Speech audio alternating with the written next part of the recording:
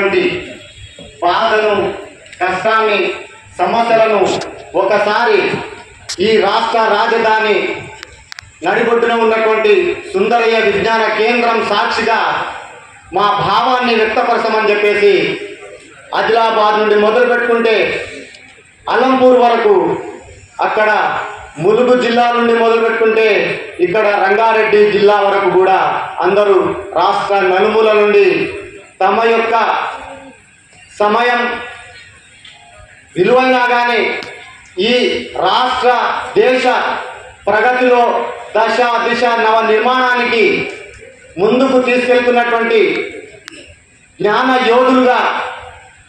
యోధులకే problems వస్తే ఎవరిని చెప్పుకోవాలనేటటువంటి గత 10 సంవత్సరాల రాక్షస పాలనలను అంతమొందించి ఈ ప్రజా పాలనలో మన యొక్క సత్తా ఏదో, మనలో ఉన్నటువంటి ఐక్యత రాగంతో మన సమస్యని కేవలం ఏకైక పార్టీ గుర్తించినటువంటిది కాంగ్రెస్ పార్టీ. ఆ పార్టీ ప్రజాప్రభుత్వంగా ఏర్పడి మన సమస్యల గురించి తమ మేనిఫెస్టోలో పెట్టి మనకు గౌరవించినటువంటి వారికి కూడా మనము ధన్యవాదాలు తెలపాలి. తర్వాత ఈ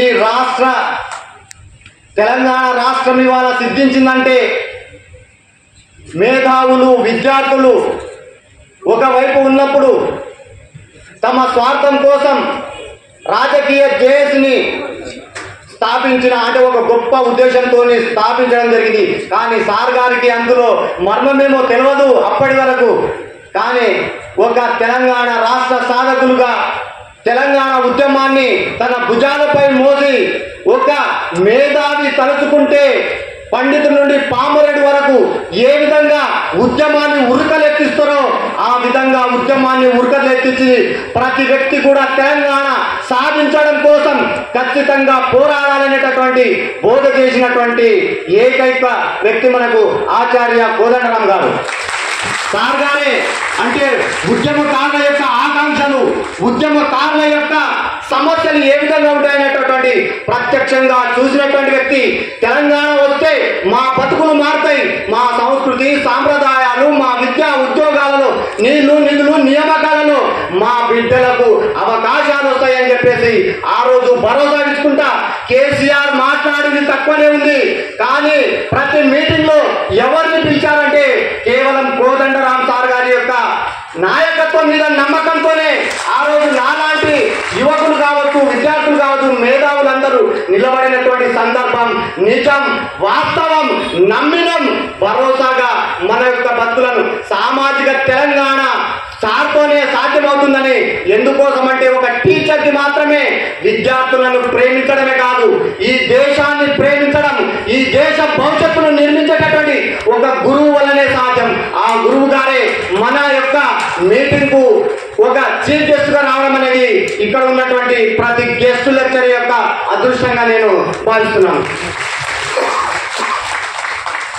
సార్ గారికి సాధారణంగా ఆహ్వానం పలుకుతూ అదేవిధంగా ఉద్యమ సహచరులు సార్ గారికి వెన్నంటూ ఉంటూ 45 రోజులు మన చెంచల్గూడ జైల్లో బాల్కా సుమన్తో కూడా పంచుకోవడం జరిగింది. కానీ అవకాశాలు అనేవి కొందరికే వస్తుంది, అది తొత్తులుగా మాత్రమే వస్తుంది, బానిసలకు మాత్రమే వస్తుంది. బరిదీసి కొట్లాడే వాళ్ళు మాత్రం బయటనే ఉంటాం. ఎందుకోసం అంటే న్యాయం కోసం, ధర్మం కోసం, ప్రజల కోసం మాత్రమే మేము నిలబడతామని చెప్పేసి 10 సంవత్సరాలు పొట్ట చేద పట్టుకొని నిలబడ్డటువంటి నిజన రమేష్ గారికి కూడా ఇక ఉద్యమానంగా తెలియజేస్తున్నాను. అదేవిధంగా నిజంగా కూడా మా సహచర మిత్రులు అన్న నవీన్ అన్న గారు కావచ్చు, తర్వాత శంకరయ్య అన్న గారు కావచ్చు, తర్వాత లక్ష్మీ మేడం గారు కావచ్చు, మన నాగేశ్వరరావు సార్ కావచ్చు, బుజ్పాల్ రెడ్డి గారు కావచ్చు, తర్వాత మన గణేష్, తర్వాత మన నరేష్, ముఖ్యంగా నేను ముందు కనిపించిన నాకు వెన్నంటూ ఉంటున్నటువంటి బగ్గు సార్ గారికి కూడా ప్రత్యేకమైనటువంటి కృతజ్ఞతలు వందనాలు. ఎందుకోసం అంటే ఒక ప్రోగ్రామ్ ని డీల్ చేయడం అంటే ఒక రాష్ట్ర రాష్ట్రంలో ఉన్నటువంటి 1600 మంది సహకరించినా సహకరించకపోయినా ఏమంటారు ఒక లక్ష్యం కోసం నిస్వార్థంగా పనిచేస్తే ప్రకృతి సహకరిస్తుంది, ప్రతి వ్యక్తి కూడా సహకరిస్తారనడానికి నిదర్శనంగానే మీరు జ్ఞాన యోధులుగా ఈరోజు మన కార్యక్రమంలో నిజాయితీ ఉంది, ధర్మం ఉంది, రాజ్యాంగబద్ధంగా చట్టబద్ధంగా ప్రజాస్వామ్య యుతంగా మన కోరికలు ప్రభుత్వం తీర్చాల్సిందే అని చెప్పేసి మన గొంతును వినిపించడానికి ఇక్కడికి విచ్చేసినటువంటి మీరందరూ కూడా మహనీయులే. ఇక్కడ ఉన్నటువంటి వాళ్ళం మేము కేవలం మీ యొక్క ప్లేజెన్స్ వల్లనే మాకు ఈ పొజిషన్స్ వచ్చినాయి. మేము పనిచేసే మాకు అందరం ఎక్కిస్తారు, మాకు సహకరిస్తారు. మేము తప్పు చేసినా ఎవరు తప్పు చేసినా ఖచ్చితంగా ప్రశ్నించాల్సిందే, ఖండించాల్సిందే, తప్పును తప్పుగా మనం ఖచ్చితంగా ఒప్పుకోవాల్సిందే అని చెప్పేసి కోరుకుంటూ, ఇక ముఖ్యంగా ఈరోజు సమావేశాన్ని ఎందుకు ఏర్పాటు చేసుకున్నామంటే కేవలం రెండు సమస్యలు సామాలి. ఒకటి, మేము పని చేస్తున్నటువంటి గత 10 సంవత్సరాలుగా 8 సంవత్సరాలుగా 5 సంవత్సరాలుగా 3 సంవత్సరాలుగా ప్రతి సంవత్సరం పనిచేస్తున్నా, ప్రతి సంవత్సరం డెమో అనేటటువంటి ఒక వింత ఆచారంతో సాంప్రదాయంతో మా యొక్క శక్తి సామర్థ్యాలను మనం అమానపరిచే విధంగా ఈ రాష్ట్ర ప్రభుత్వాలు మా యొక్క శక్తి సామర్థ్యాలను శంకిస్తున్నాయి. అంటే మేము 10 సంవత్సరాలుగా పనిచేస్తున్నా కానీ మా యొక్క శక్తి సామర్థ్యాలను అనుభవాన్ని పరిగణలోకి తీసుకోకుండా ప్రతి సంవత్సరం డెమో అనేటటువంటి సిస్టాన్ని రద్దు చేసి మమ్మల్ని పనిచేసినటువంటి ప్రతి గెస్ట్ లెక్చరర్ని కూడా కంటిన్యూ చేయమంటున్నాం. అది కూడా న్యాయబద్ధంగానే రెగ్యులర్ వాళ్ళు వస్తే ఖచ్చితంగా గౌరవంగా ఉందాగా తప్పుకుంటాం. మేము రెగ్యులర్ వాళ్లకు నోటిఫికేషన్కు మేము వ్యతిరేకం కాదనేటటువంటి విషయాన్ని కూడా సార్ గారికి మరోసారి తెలియజేస్తున్నా. అదేవిధంగా సార్ పీరియడ్ సిస్టమ్ అనేటటువంటి ఇక్కడ ఇంటర్ వాళ్ళకు 390, డిగ్రీ బోధించే వాళ్ళకు 390. అంటే మేము అంటే రెగ్యులర్ వాళ్ళు పనిచేస్తున్నటువంటి సమయాలలో అంటే ఉదయం 9 గంటల నుంచి సాయంత్రం 5 గంటల వరకు కలిసి పనిచేస్తున్నాం. కానీ కలిసి పనిచేస్తే అందరికీ కూడా సుప్రీంకోర్టు ఆర్డర్స్ ప్రకారంగా సమాన పనికి సమాన వేతనం ఇవ్వాలి. కానీ మాకు కేవలం 390 రూపాయలు ఇవ్వడం అనేటటువంటి యూజీసీ నిబంధనలకు కూడా విరుద్ధం అనేటటువంటి విషయాన్ని తెలియజేస్తున్నారు సార్. ఇంకా ఆల్మానిక్ అనేటటువంటి ఒక మాకు శరాఘాతము లేకుంటే ఒక యమపాశం లేక అంటే ప్రతి సంవత్సరము మేము పనిచేసేటటువంటి 2 సెమిస్టర్లలో ఒక సెమిస్టర్లో 90 రోజులు, ఇంకో సెమిస్టర్లో 90 రోజులు, అంటే మేము మొత్తంగా సంవత్సరానికి పనిచేస్తే మాకు వచ్చేటటువంటి జీతం కేవలం 6 నెలలు, ఇంకా కొద్దిగా ఏమైనా ఉంటే ఒక 7 నెలల జీతం మాత్రమే. అంటే మేము ఒక రెగ్యులర్ ఉద్యోగి తీసుకునేటటువంటి జీతం 1 నెల జీతంతో మేము సంవత్సరం మొత్తం గాడిద కష్టం చేయాల్సినటువంటి దుర్బలమైనటువంటి పరిస్థితి అని చెప్పేసి మీకు తెలియజేస్తున్నాం. అంటే సార్ మాకు కన్సాలిడేట్ పే 12 నెలలకు యూజీసీ నిబంధనల ప్రకారంగా పే స్కేల్ ప్రకారంగా ఇవ్వమంటున్నాము. ఈ విషయాన్ని మేము గౌరవ మన Congress manifesto committee chairman Sridhar Babu sir గారికి, తర్వాత కమిటీ సభ్యులకు, ఈ రాష్ట్రంలో ఉన్నటువంటి అన్ని పార్టీలకు కూడా ఎలక్షన్ ముందు వెళ్ళాము. కోదండరామ్ సార్ గారిని కూడా కలవడం జరిగింది. సార్ గారు కూడా సానుకూలంగా స్పందించడం జరిగింది. సార్ మాది ఒకే ఒక రిక్వెస్ట్ ఏంటంటే 12 నెలల వేతనం ఏమైనా టెక్నికల్ గా ప్రాబ్లం ఉంటే 1 నెల రోజులు కట్ చేసైనా 11 నెలలకైనా ఖచ్చితంగా కన్సల్టెంట్ పై ఇవ్వాలని చెప్పేసి మీ ముందు ఉత్తరం జరుగుతుంది సార్. అంటే ఇక్కడ ఒక్కరొక్కరు సార్ నిజంగా మన నాగేశ్వర సార్ గారిని చూస్తే 55 సంవత్సరాలు, జ్యోతి మేడాన్ని చూస్తే 50 సంవత్సరాలు, ఇక్కడ ఉన్నటువంటి వాళ్ళు డాక్టరేట్ పొందినటువంటి వాళ్ళు, నెట్ సెట్ పొందినటువంటి వాళ్ళు, అన్ని విద్యా అర్హతలు ఉండి కూడా ఈ వివక్షతలకు మాకు గురి చేస్తుంది సార్. మేము సమాన పని చేస్తున్నాము. ఇక్కడ విద్యా వ్యవస్థ పరిరక్షకులమని నేను గర్వంగా చెప్తా. ఎందుకోసం అంటే తెలంగాణ రాష్ట్రంలో 145 డిగ్రీ కళాశాలలు ఏర్పాటు చేస్తే ఒక్కొక్క డిగ్రీ కళాశాలలో మినిమం 60%, 70% అంటే ఒక 50 మంది స్టాఫ్ ఉంటే అందులో 50 మంది ఇక్కడ మేము గెస్ట్ లెక్చరర్లుగా పనిచేసాం. అంటే ఈ రాష్ట్ర ఉన్నత విద్యా వ్యవస్థను మా గెస్ట్ లెక్చరర్ల భుజాలపైన మోస్తున్నాం అనేటటువంటి విషయాన్ని కూడా మీకు తెలియజేస్తున్నాం సార్. అంటే గెస్ట్ లెక్చరర్లు లేకుంటే ఇక్కడ మాకు ఏంటిది డిగ్రీ విద్యా వ్యవస్థ నడవదు, ఇంటర్ విద్యా వ్యవస్థ నడవదు, డైట్ కాలేజీలు నడవవు, బీఈడి కాలేజీలు నడవవు, తర్వాత పాలిటెక్నిక్ కాలేజీలు నడవవు, తర్వాత రెసిడెన్షియల్ స్కూల్స్ కూడా నడవనేటటువంటి విషయాన్ని తెలియజేస్తున్నాను సార్. మా వాళ్ళలో 10 సంవత్సరాలుగా ఎవరికి చెప్పుకున్నా కానీ ఈ మొన్న పోయినటువంటి మంత్రి దగ్గరికి అయితే 12:30 వరకు వెయిట్ చేసినాం సార్. ఎలక్షన్ టైము, ఒక 5-6 మందిని కూర్చున్నాము. మేడం గారు ఇంకా రేపెల్లుండి ఎలక్షన్ ముందలన్నా మా యొక్క సమస్యల పైన సానుకూలంగా స్పందిస్తున్నామని, కర్కశమైనటువంటి రాక్షసమైనటువంటి ప్రభుత్వం అని తెలుసు. కానీ ఒక విద్యా బోధకులుగా మనుషులము మానవత్వంతో ఉంటారేమో, మా సమస్యను స్వీకరిస్తారేమో అని చెప్పేసి 12:30 వరకు 1 గంట వరకు కూర్చున్నా కానీ నేను అమ్మ మాట్లాడతానని చెప్పారు వాకాటి కన్నాతో. నెక్స్ట్ డే సెక్రటరియట్కి వెళ్ళినాం.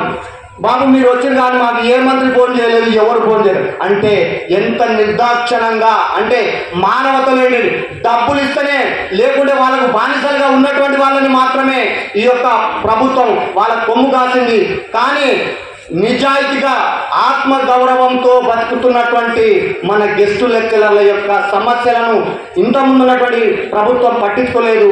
ఈ ప్రజాప్రభుత్వం మీద భరోసా ఉంది సార్. మేము ఇక్కడ ఒక లెక్చరర్లుగా మాత్రమే కాదు, ఇక్కడ 30 మంది ఉన్నటువంటి 1600 మందిలో ఒక 500-600 మంది మేము ఇక్కడ కనిపించవచ్చు. కానీ రేపు రాష్ట్ర యొక్క దిశను మార్చడంలో మా యొక్క భాగస్వామ్యం ఖచ్చితంగా ఉందనేటటువంటి విషయాన్ని నేను తెలియజేస్తున్నాను సార్. ఇంకొక విషయం, నిజంగా నాకు ఒక ఇన్సిడెంట్ ఎంత ఇది అనిపించిందంటే, ఆత్మగౌరవంతో సాధికారతతో బతకాలనుకున్నటువంటి ఒక తల్లి తన పిల్లల కోసం అంటే ఈ మనం చేసినటువంటి జాబ్ పోతే నెక్స్ట్ ఏమవుతుందనేటటువంటి భయాందోళనలో ఆత్మ న్యూన్యతతో ఎన్ని సమస్యలున్నా కానీ ఎవరితోని కనెక్టివిటీ కాకుండా అంటే తన పని తాను చేసుకునేటటువంటి విషయాలలో అంటే రేపు నాకు ప్లేస్ ఉండదేమో అని చెప్పేసి ఆ తల్లి పడేటటువంటి బాధ, అందరితో కలగొలుపుగా ఉండడం, అందరినీ కనెక్టివిటీ కావడం నిజంగా అంటే ఒక అవకాశం అవసరం. మనిషికి ఒక ఉద్యోగము యొక్క భద్రత ఎంత అవసరం అనేటటువంటి ఆ తల్లి పడినటువంటి వేదన నిజంగా అంటే ప్రతి గెస్ట్ లెక్చర్ కూడా ఏదో ఒక రకంగా అంటే ఈ ఉద్యోగంతో ఇక్కడ మేము వచ్చిన సార్ ఏదో లక్షలు కోట్లు సంపాదించుకోవడానికి కాదు, ఫ్యాషన్ వేరే పని చేయడానికి రాదు అని కాదు.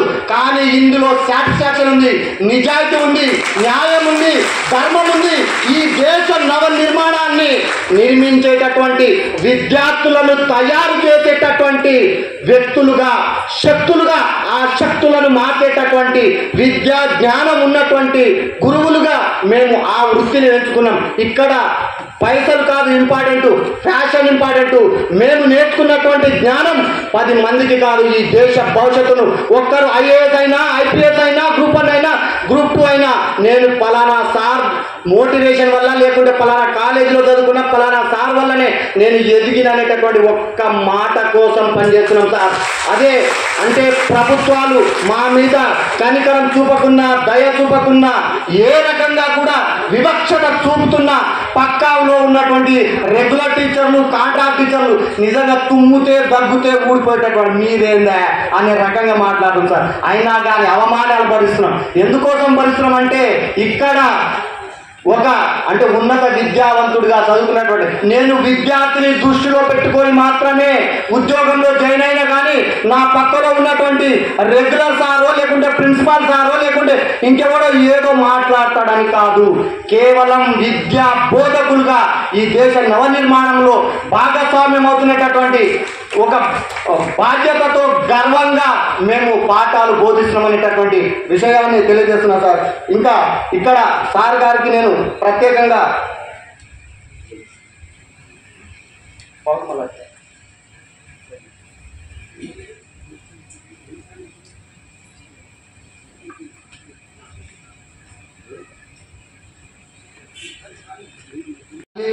అప్పటి వరకు మళ్ళీ ఇంకా ఫ్రెష్గా ఇంకా కొత్త పదజాలంతో మన యొక్క బాధలు ఏమన్నా నిజంగా కూడా లాభాల అందరము లోపల దాచుకొని ఉన్నాము. సమయం వచ్చినప్పుడల్లా మేము ప్రజాస్వామ్యయుతంగా సార్ గారు బోధించినటువంటి బాటలో, ఉద్యమ బాటలో నడిచినటువంటి వ్యక్తులము. నేను సార్ గారి యొక్క స్పీచ్లు కావచ్చు, సార్ గారు మా డిపార్ట్మెంట్ పొలిటికల్ సైన్స్ డిపార్ట్మెంట్ పనిచేయడం జరిగింది. నేను డైరెక్ట్ స్టూడెంట్ కాకుండా ఆర్ట్ కాలేజ్లో నేను చదువుకోవడం జరిగింది. తర్వాత తెలంగాణ ఉద్యమంలో 2012లో వచ్చేటటువంటి తెలంగాణలో భవిష్యత్తు మారుతుందని చెప్పేసి నా పంచాయతీ సెక్రటరీ ఉద్యోగాన్ని కూడా రాజీనామా చేయడం జరిగింది. సార్ గారికి చాలాసార్లు చెప్పిన అయ్యా ఇంత పెద్ద చదువుకున్నా నీకేది చిన్న చిన్న ఉద్యోగాలని కూడా చెప్పడం జరిగింది. అంటే గత ప్రభుత్వం ఏ విధంగా ఉందనేటటువంటి విషయాన్ని నాకు సార్ గారు బోధించడం, అంటే చెప్పితే వినేటటువంటి ప్రభుత్వం కాదు ఈశ్వర్, చూద్దాం మనం నెక్స్ట్ భవిష్యత్తు మనకి మంచిగుందని చెప్పేసి బోధ చేసినటువంటి గురువులు కోదండరాం సార్ గారికి ధన్యవాదాలు తెలియజేస్తున్నాం. మాకు చాలా సంతోషంగా ఉంది సార్. కేవలం మిమ్మల్ని దృష్టిలో పెట్టుకునే మేము ఈ మీటింగ్ను ఫైనలైజ్ చేసుకున్నాం సార్. అంటే మిగతా వాళ్ళని కూడా ఇది చేసుకోవడం జరిగింది. తర్వాత ఈ మీటింగ్ ఇంత సక్సెస్ఫుల్ కావడానికి అందరూ కూడా, అంటే డిస్ట్రిక్ట్ కోఆర్డినేటర్స్ కావచ్చు, తర్వాత ప్రతి కాలేజీ ప్రెసిడెంట్, ప్రతి గెస్ట్ లెక్చరర్గా అందరూ తమకు తాముగా స్వచ్ఛందంగా తమ సమస్యల పరిష్కారం కోసం ఇచ్చేసినటువంటి అందరికీ కూడా ఉద్యమాభివందనాలు. తర్వాత నిజన రమేష్ అన్న కూడా మనం ప్రత్యేకమైనటువంటి కృతజ్ఞతలు తెలియజేసుకోవాలి. ఎందుకోసం అంటే సార్ గారిని ఒప్పించి, సార్ వాళ్ళ సమస్యలు చాలా ఉన్నాయి, మన బాబు నాకు చాలా సంవత్సరాల నుండి తెలుసు, వాళ్ళందరూ ఖచ్చితంగా వస్తారు సార్, మీరు ఖచ్చితంగా రావాలని చెప్పేసి సార్ గారిని తీసుకురావడంలో మాకు ఈరోజు ఇంత అవకాశం కల్పించినందుకు నిజన రమేష్ అన్న కూడా మరొకసారి ప్రత్యేకంగా ధన్యవాదాలు తెలియజేస్తున్నాం.